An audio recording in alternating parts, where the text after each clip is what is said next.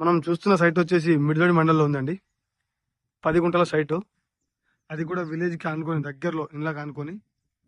ఇది ఫ్యూచర్లో కమర్షియల్ కూడా వాడుకోవచ్చు అండి. సైట్ వచ్చేసి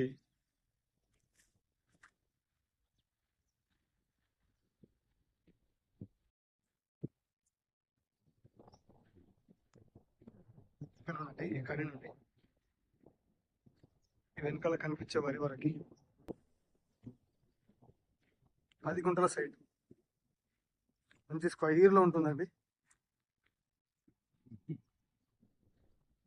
ఇక్కడ కనిపించే ఈ చెట్టు వరకు ఈ సైట్ మనకు జేబీఎస్ బస్ స్టాప్ నుండి 90 కిలోమీటర్స్ దూరంలో ఉంటుందండి.